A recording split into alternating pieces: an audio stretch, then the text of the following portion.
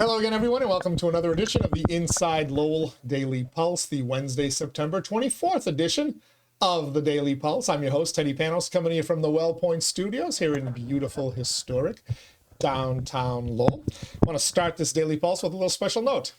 I don't even know if she watches these podcasts, but to my beautiful bride, Riley, happy anniversary, Riley. 8 years of wedded bliss. I know I'm an amateur compared to you two guys, my two guests in here this morning, but for me, 8 years, that's a home run. That's a long time. So joined in studio today, as I usually am on Wednesdays, by former Lowell mayor, city councilor, former head of Lowell High School, all sorts of titles we could give him, but we'll just call him your worship. As long as we're still here. Since that's what the folks in Canada want to call him.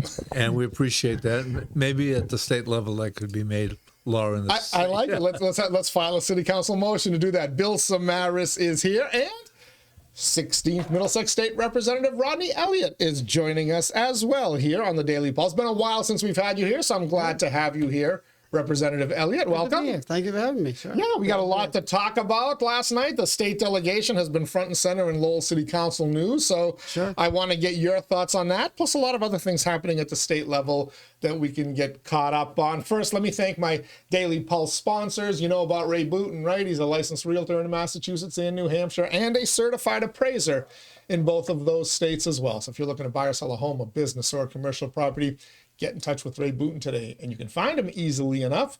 realestaterayBooten.com. That's realestaterayBooten.com. Thanks as well to WellPoint, the only health plan offering healthcare benefits exclusively to Massachusetts GIC members. At WellPoint, your whole health is their whole point.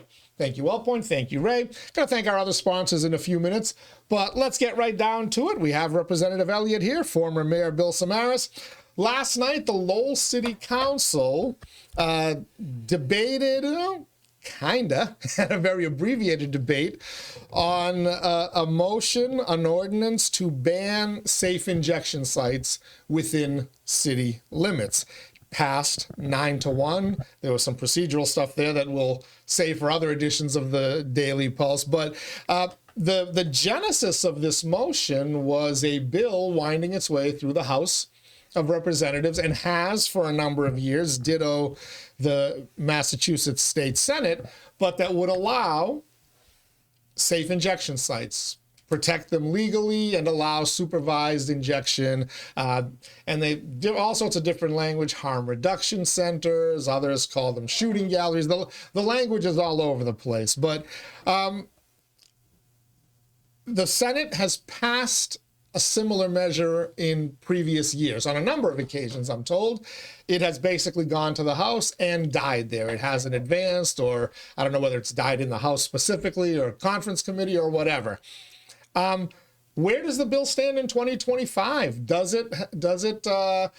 Is there a different tenor in the House today? Is House leadership more supportive today than in the past? And is that overall body, Representative Elliott? I don't know. Those are some questions that I don't know what the leadership is thinking on this. I do know that it has passed the Senate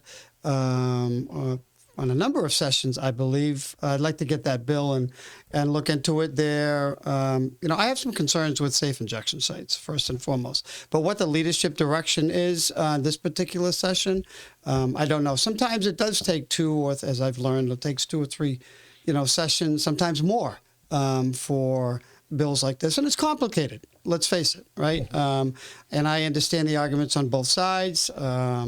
I understand the concerns on both sides, and let me just take an example. Where's the safe injection site going to be located, first and foremost, and what's the oversight?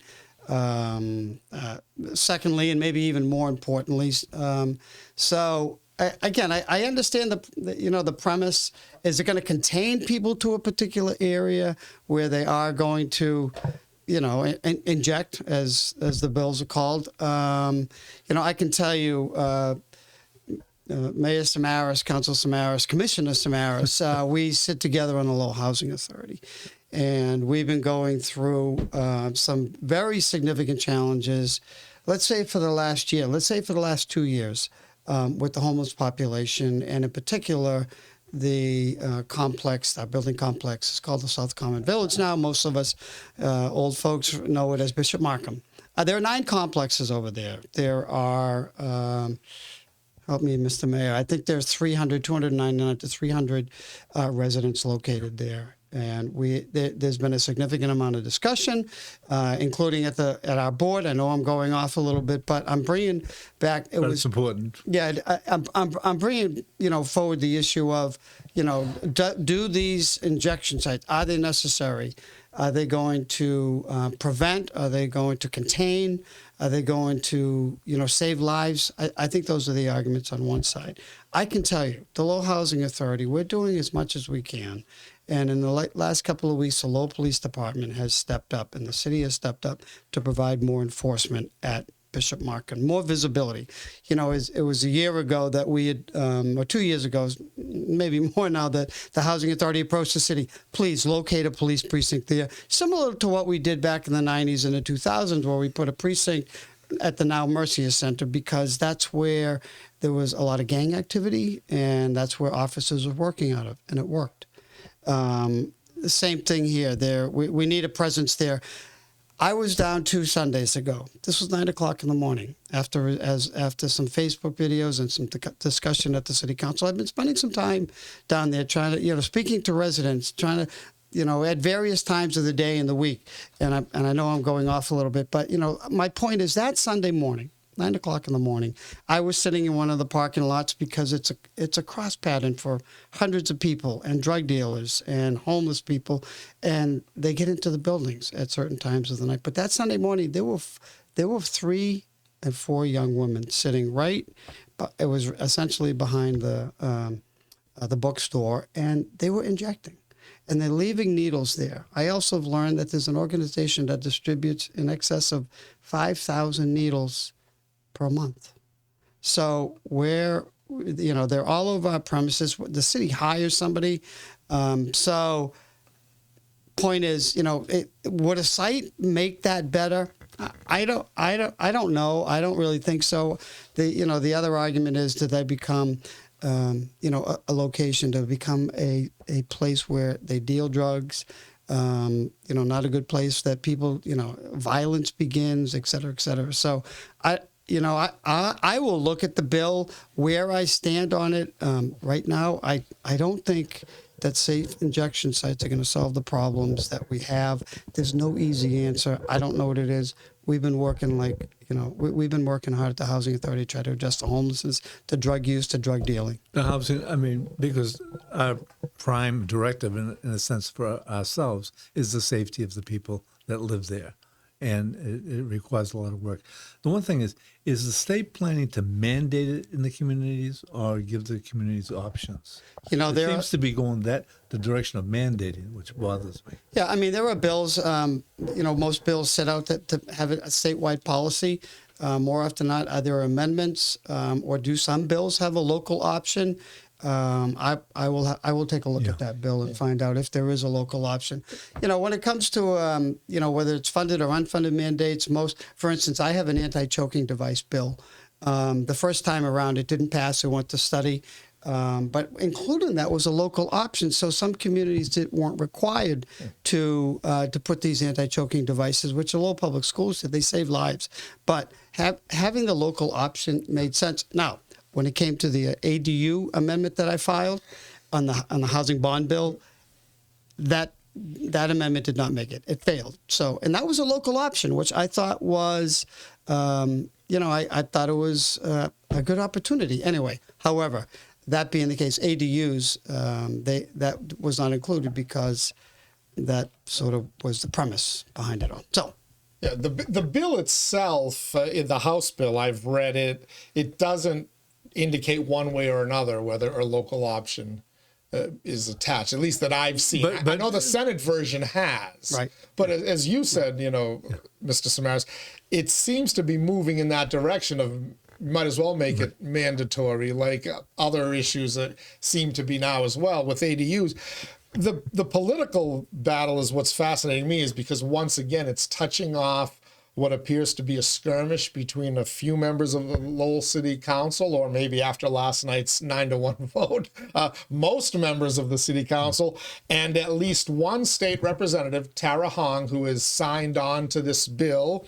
I know Senator Kennedy in the past has been somewhat supportive of the Senate versions. I'd be lying if I said I knew for sure how he voted, but he's, at least in a radio interview, he indicated some level of support or interest for these. So as you sit there now, you served on the City Council for a while, right? Was it 14 some odd years, maybe longer? 24. Oh, it was 24 years? Okay, How time flies. you're old as heck. He has a golden key. But now you've been serving on the legislative side. Sure. And there's a lot of talk about that relationship being strained, if not broken. Go back to the Yes in God's Backyard legislation, even the ADU legislation, a lot of charges and counter charges about there seems to be a lack of communication and, more importantly, a lack of unity between the City Council, the people who are running the city here locally, and the state delegation, those responsible for helping fund it on Beacon Hill. I think because you come from the council, you understand the importance of the delegation and the council working together. But the thing is, could you sort of highlight that, the need for that? I think you just said it very, very well. Having served, including with members down at the legislature, having served for such a great length of time, and quite frankly, my full-time job for 42 years was in state government, local government, the federal government. So I clearly have an understanding. I also have a great appreciation for the work that your local elected officials do, and to me, that's where the rubber. I say that's where the rubber meets the road on the local level.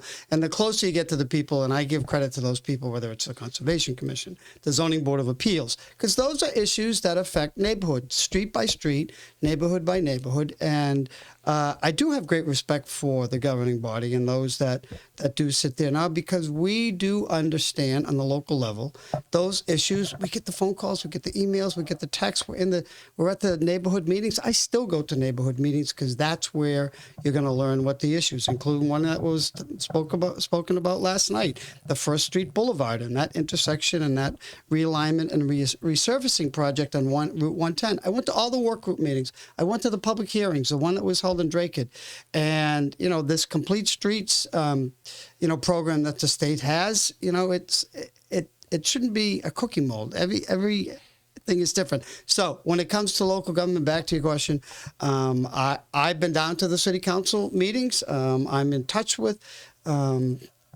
almost all of the city councils on a regular basis. They text me. They ask me for updates on bills. I'm happy to do that. I think that's important. I think it's important to continue the relationship with city councilors because it comes down to state funding. It also comes to local issues that we need to know about. And I'm happy to continue that relationship. Let me ask you this. Do you see the possibility down the road, because I thought about this at one point, being on the council, that the council set up, we'll say, a monthly or a bi-monthly meeting with the delegation, for open discussion on, information from the state, information from the city, sure, and just putting it on the floor. Look, in a public domain. Yeah, I think the last time I was down at the council meeting, I think it was a local, it was a home rule that was filed that, I worked on regarding the local elections. I could have been down there sometime thereafter, but to answer your question, I do it all the time in Chelmsford. Yeah. I agreed to it when the council had brought it up in the past. I think some other members had reservations about it, but I'm not. Look, you get out to the city council, and you never know what's. We receive when I go to Chelmsford. Yeah, there's a list of items that they want to talk about, members of the board. So, A, we can be prepared, and B, no one doesn't have the answers. I think that makes sense. We've met with the city manager on a number of occasions, and I'm trying to think if it was a year ago, 2 years ago. I'm more than happy to go down to participate. I can't say that I watch the council meetings. I try to keep up with with the agenda, but there's a lot. If you're going to do this job at the State House, it's showing up and it's reading the bills, and I will read this bill because I do read the bills. So Let me ask you, not to interrupt, but do you think a lot of people understand how much homework has to be done? I use the word homework. Homework, yeah. In the preparation. educator. But in preparation, I mean, it's Yeah, look, there's anywhere between 6,000 and 7,000 bills, so you can't read them all, right? But when they do come before us, yeah, and I go to all of my committee hearings. There were 9 Ways and Means hearings. I'm on Ways and Means. I think it's important to show, to learn, to hear. We travel all around the state, and it was cumbersome, but I didn't make one because the governor was here in Lowell talking about energy. But other than that, all my other public service, public safety, and homeland security, economic development, I've always gone, and I will continue to go. I think it's important. So I'm glad you brought up Chelmsford because you serve a part of the town of Chelmsford as well. There's multiple representatives who serve the town of Chelmsford. So the dynamic is similar to Lowell. Lowell has 3 reps and a senator. Chelmsford, I believe, has 3 reps. Correct. And a senator as well. Is the relationship between the town of Chelmsford, the Board of Selectmen, and its State House delegation the same as Lowell's City Council and the State House delegation? Or do you find that there's a lot more acrimony, a lot more discord in Lowell than in Chelmsford? Nice softball question. Talk about trying to drive a wedge right down there. Back to the You don't have to say CFP how you days. just tell, is that there seems no. to be, I have to this step. pops up I have every to couple step of out. months. I'll be back in about 10 minutes. Look, people have different relationships, and in Chelmsford, we, Rep. Arciero, myself, and Representative Cataldo, and Senator Barrett, we go to the quarterly meetings or biannual, every 6 months, I think it is. So we were trying to do quarterly, so strike that. And they're comfortable with it. And in Lowell, Tara Hung is new. He just started a year ago. But you got to learn fast. People have expectations, and you got to do it. And I know Rep. Howard's been down there 5 years, a term ahead. But look, maybe I'm more comfortable going down to the Lowell City Council because it's not it. Yeah, I mean it's home, and I'm accustomed to answering questions and being prepared. So if the other council members of the delegation aren't comfortable with that, that's okay. We have meetings anyway. So is the criticism basically from the city council side, and it's happened on multiple occasions, and it's not all the councilors, is members of the delegation are filing bills that will have a direct impact on neighborhoods in the city of Lowell and on residents in the city of Lowell without even bringing it up. You've not even the courtesy of speaking to the city council. ADUs, God's backyard, this safe injection sites. When you file legislation, because we looked at your page, you've got a number of bills that you're winnowing through. Do you address them or feel the need to address them with the Lowell City Council before filing any of these bills, especially if they're one that will have major impact citywide, statewide, but specifically in the neighborhoods that you represent of Pawtucketville and Centerville? Look, I've signed on to co-sponsored some bills that are statewide. I try to be very conscious of my district and filing those bills that are important. For instance, we were talking earlier. There's an Article 97, our favorite and friendly Article 97 from years past. It's very complicated, and it shouldn't be, because this Article 97 is to exchange a piece of property along the walkway owned by DCR, and we need about 10 feet to put an outflow to complete a $60 million combined sewer. It's a sewer separation project, right? It's the thing that the city has been federally mandated to take care of, right? Correct. The combined sewer overflow. That is correct. And you're having a hard time getting... Well, it was a late file. The city didn't get... In all fairness, and this is not a shot, it was a late file because the city had been working with DCR for months and months. But at the state level, these Article 97's land, it's a land taking, or the legislation is there should be a land swap or something of equal value. I understand that. We have to conserve as much land as we can. However, there's got to be circumstances. I've been working very closely with the Inspector General, who, they kind of give the review before it goes to the floor. It's come out of committee. We only filed it in May. It was out in August. and it requires a roll call vote, by the way. So I'm hopeful, but those are bills where, I will say I filed the bill to ban kratom.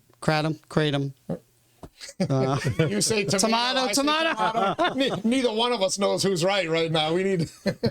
So there was just myself, Representative Gary is also fine, but I know, just like Drake, the Board of Health banned it.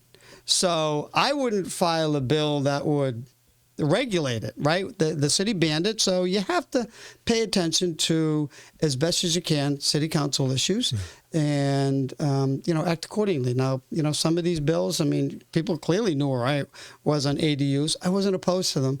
I was supportive of a process that we have in the city, where there's a permitting process. That's all. And I understand, that wasn't the case with others, but so there we have. All right. To wrap up this topic, it's also been said to me by somebody on Beacon Hill that the Lowell City Council getting involved in statewide issues where they may not really have any jurisdiction. For instance, if the state passes a law that says safe injection sites are allowed and there's no local option, then whatever the Lowell City Council did last night or does not make a difference. Just like ADUs, ironically enough. But what's been said to me is the Lowell City Council, and by extension the city of Lowell, is now starting to become a laughingstock on Beacon Hill because they're constantly getting involved in these type of issues.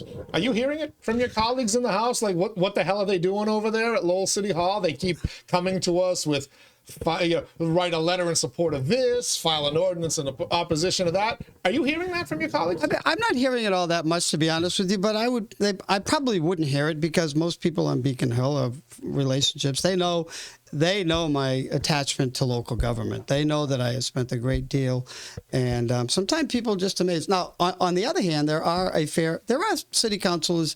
I'm thinking, my freshman class. There's quite a few that did spend time either on the school committee, 6 or 8 years, or Rep Hamilton, a young guy out of Methuen. He was a city councilor. Representative Reyes, Lawrence, city councilor. So there are reps that do come with some experience, but there's a fair amount that don't. So I welcome input. I don't think it's an overstep. I think there's been a lot more,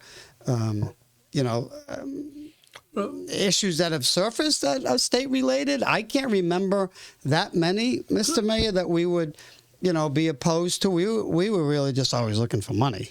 And but wouldn't you say you might find, not that they laugh at it, but the thing is, because a lot of other communities do similar things. We found that out. But there's a tendency just to ignore it. In other words, it just doesn't, it's not looked at. It's not laughed at. I think there was one issue in Lawrence that comes to mind when there was a home rule to change the charter so that the mayor could appoint some. They could appoint some members, and some were still elected. I think that city council got involved a little bit, and there was certainly some interest for city council. I do remember that, but in large part, maybe I'm just so focused on. What's before us and how my district can benefit that that I'm not aware of sort of that, I'll say, background noise. I think it's just as long as they take care of my district, they can say what they want because I'm going to work and cooperate with the city council. But if it's carried in by the delegation, they're going to pay attention. Sure. Because you're going to swap votes down the road at some point. I think that's the most important thing that we need to do. We need to be on the same page. We need to continue to have conversations and communications. And members are, we're all elected, right? Yeah. We're all elected, so they may have different positions on different things. I listen to my district. That's what I do know. All right. We're chatting with State Representative Rodney Elliott. He represents the 16th Middlesex District, which is Lowell's, Pawtucketville, and Centerville neighborhoods. And my part of Chelmsford Center. Former Lowell Mayor Bill Samaras is with us as well. Your Worship, as he's now known, thanks to our friends from Toronto, Canada. We're going to talk a little bit more about things happening on Beacon Hill. First, let me thank all of our Daily Pulse sponsors and give my friends a chance to have a sip of water.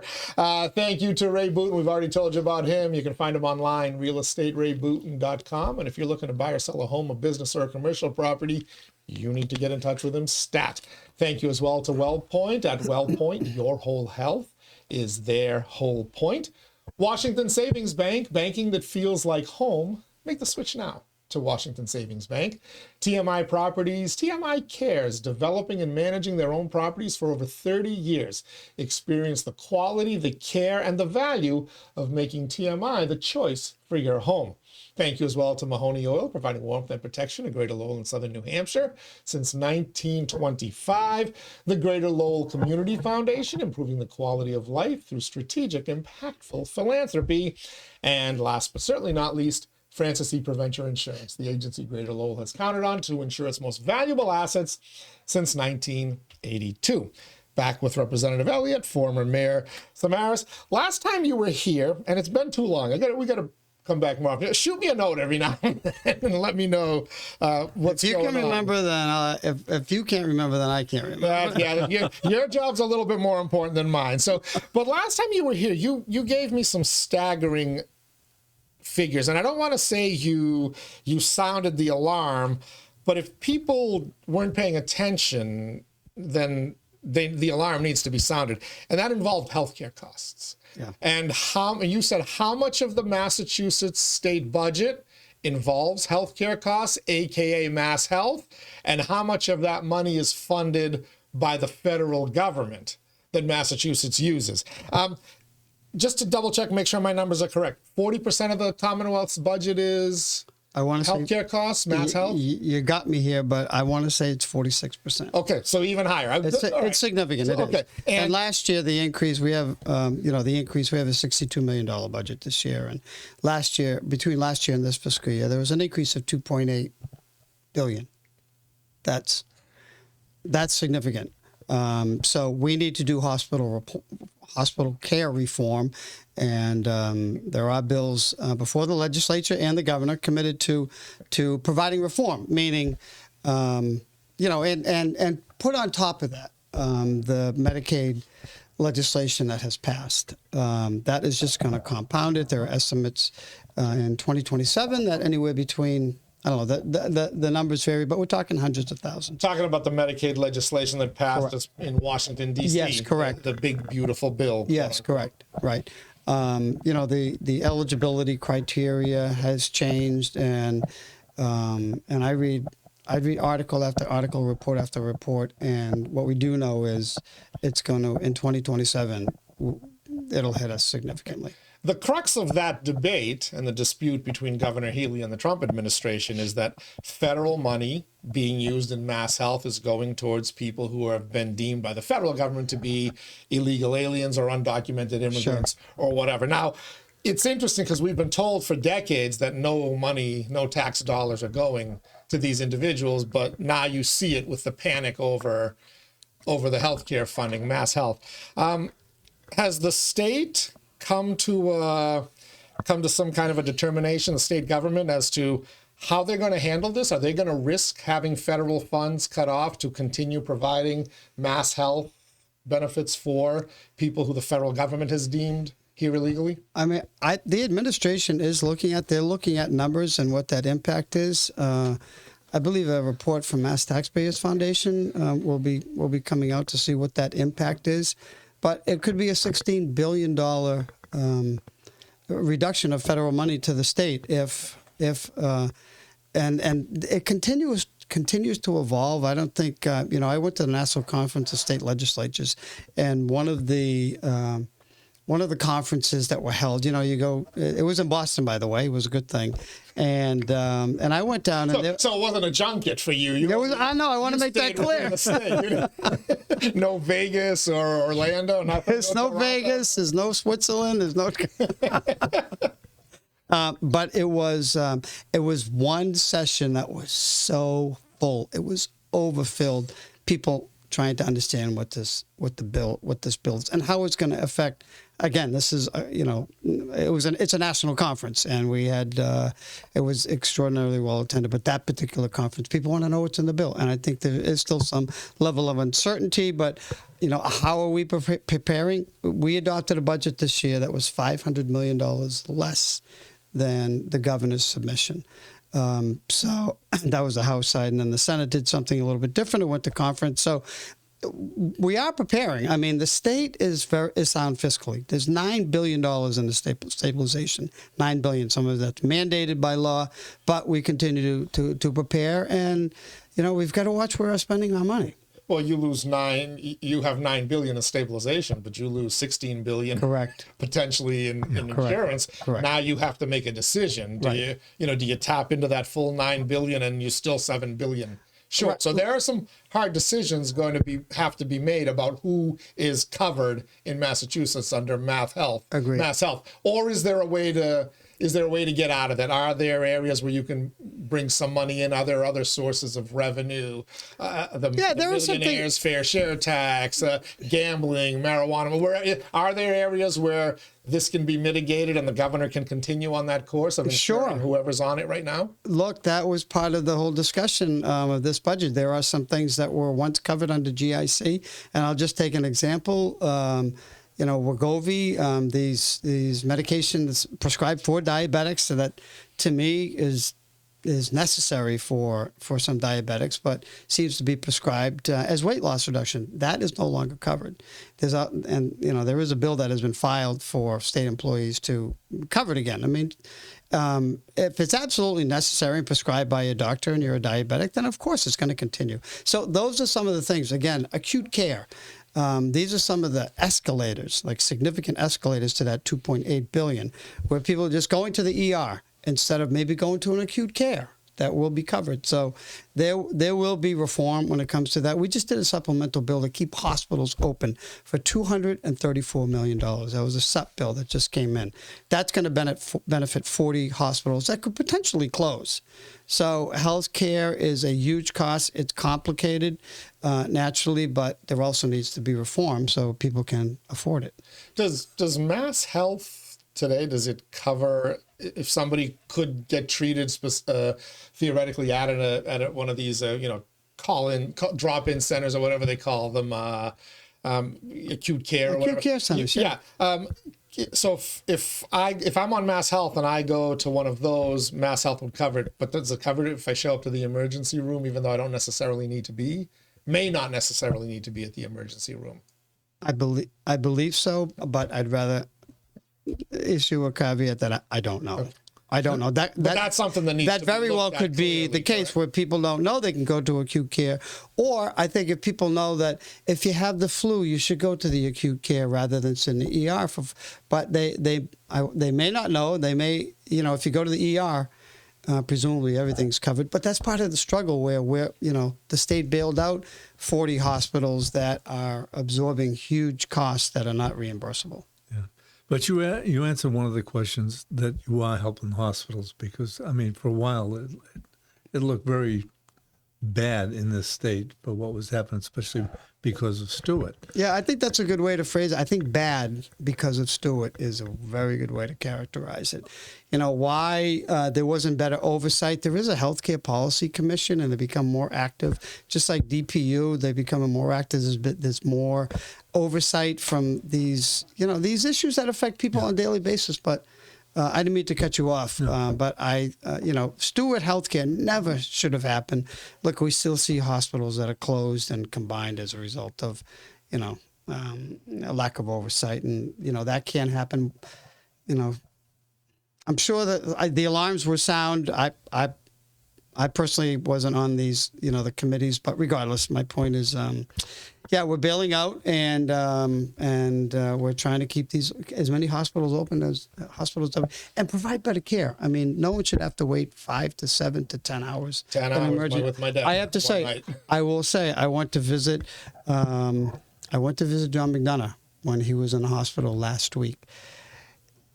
That was a Monday night. It was right after a wake. So I think it was Monday night. And I went in there, and there were beds.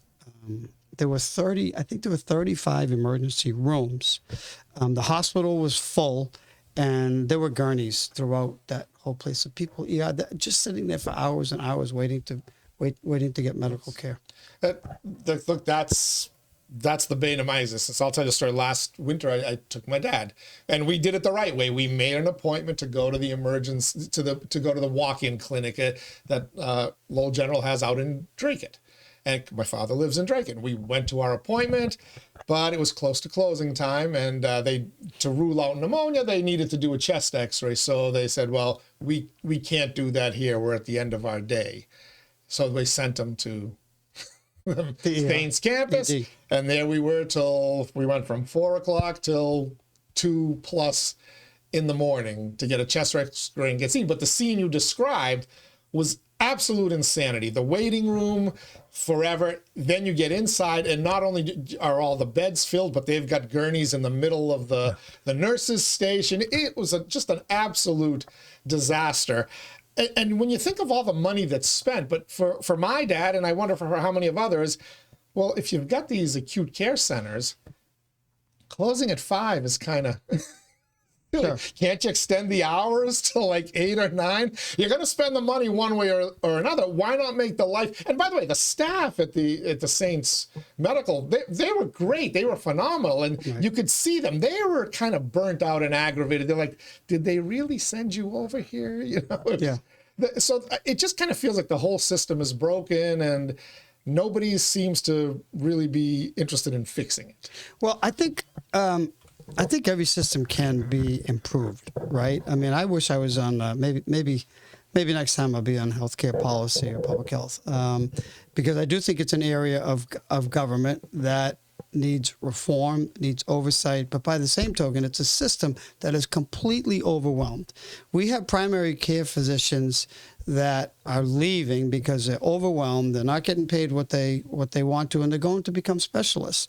That leaves a huge gap. There is a gaping hole of PCP, and that's part of this will be part of this hospital reform discussion, to bring some parity, to bring these PCP back. Everybody knows sometimes you got to wait months to get an appointment to go get a referral. So I think the system's overwhelmed, and these acute care centers, you're right, they're good if you're there between 9 and 5. They have to keep a physician. They have to keep nurses. There are requirements. So it's all about money, right? So, but if that's going to, emergency should be an emergency, in my opinion. If I'm sick, and like your father's case, there should be able to go there and get, because it was emergency. It has pneumonia, right? So I don't think it's going to be sorted out. It won't be solved tomorrow. But the discussion has taken place. Unfortunately, money is a driving factor. But also, I will say the affordable access to better care, the mental health issue that was passed, I believe, in 2020 before I got there, took this a step further. Because there's now a triage process with organizations like VinFen, that the police officers, they're not dropping off people that have either mental health, or substance abuse. They're going to a major issue in the emergency room at night as well. I hear from nurses that we don't want to put a PCA or LPN, I think it was a PCA, to watch somebody for 8 hours until they can be released. That'll probably precipitate another question. What do I think about, mandatory incarceration? I'll leave that one. That'll be for the next time we come in. Okay. But I do want to switch gears and talk about something that you devoted a good chunk of your career to.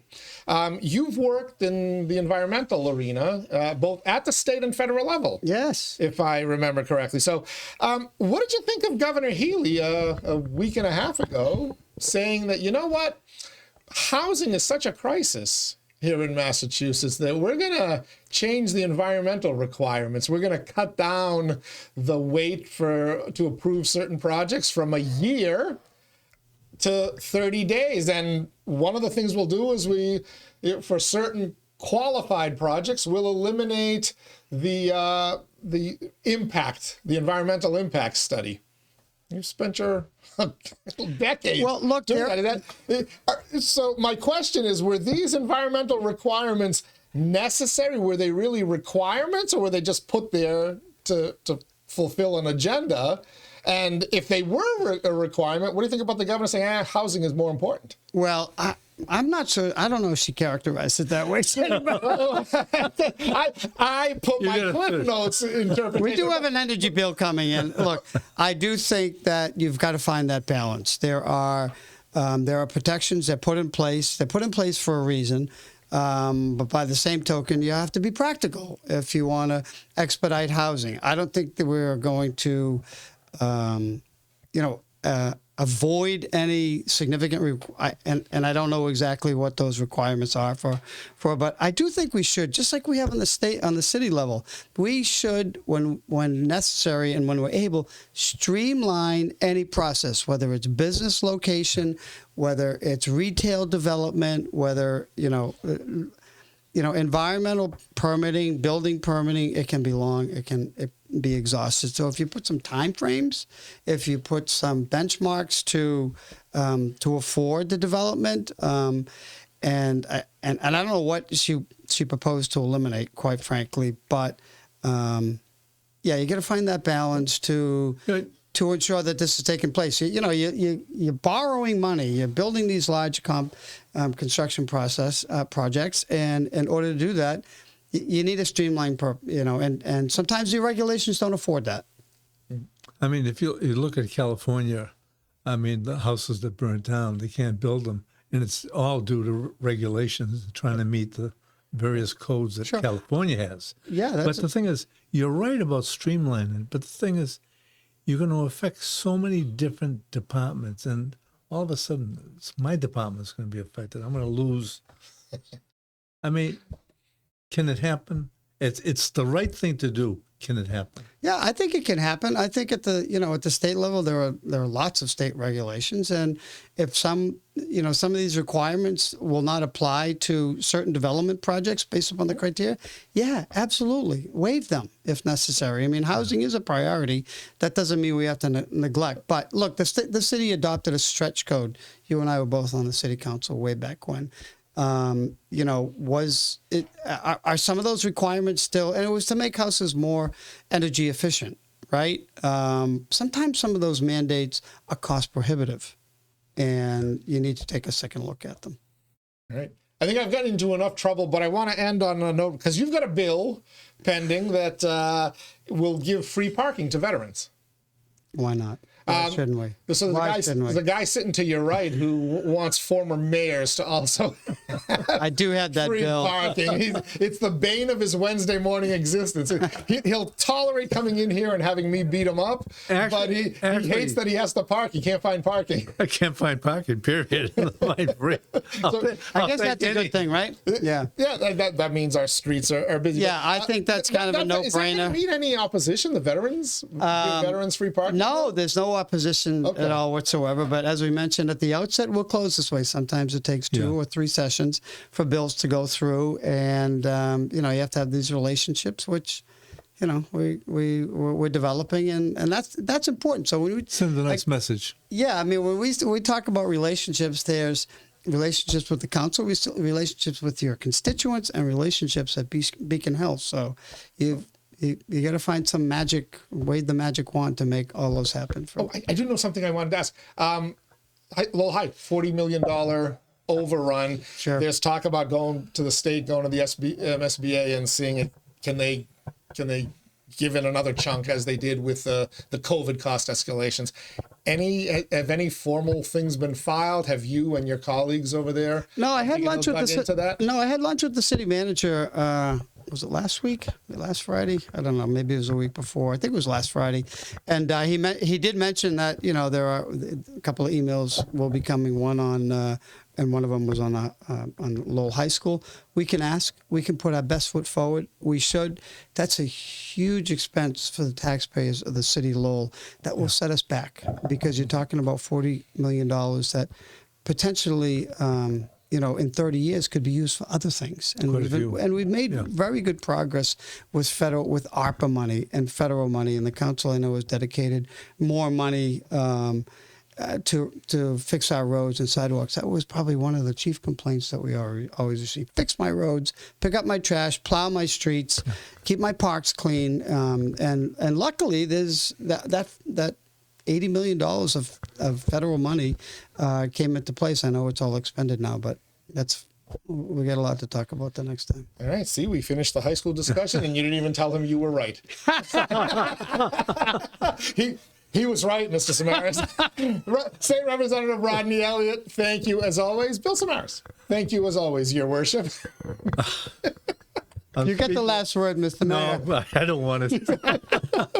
I'm wondering how often he's going to keep coming back. Thank you to both of my guests on today's Daily Pulse, and thank you for tuning in as well. It's the show that keeps its finger on the pulse of Lowell and the world around it, and it drops every day at noon.